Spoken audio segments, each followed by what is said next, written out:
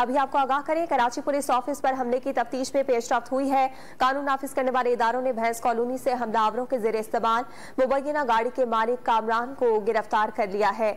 आपको बताते चलें, सिक्योरिटी इदारों की जानिब से तहकीकात का सिलसिला जारी है और इस सिलसिले में हमला आवरों के जेर इस्तेमाल गाड़ी के मालिक की गिरफ्तारी अमल में लाई गई है।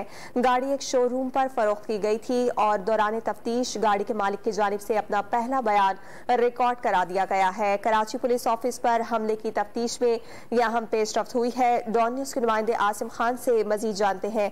आसिम, बताएगा क्या कहना था गिरफ्तार शख्स का इस मुतालिक मजीद? कराची पुलिस हमले के बाद से तेजी से तमाम जो है रुख पर तफ्तीश जारी है। अब जो है इसमें ये पेशरफ्त हुई कि भैंस कॉलोनी में कानून नाफिज करने वाले इदारों ने छापा मारा है। तहकीकात के दौरान हमला आवरों के जेर इस्तेमाल मुबैना गाड़ी के मालिक कामरान को हिरासत में लिया गया है और उसका इब्तदाई बयान रिकॉर्ड कर लिया गया है। इसमें कामरान का बताना है कि वो ये गाड़ी एक शोरूम पे जो है फरोख्त कर चुका है, जिससे उसकी जो है तमाम दस्तावेजात भी हासिल कर ली गई हैं और अब शोरूम मालिक की जो है वो जांच का सिलसिला जारी है।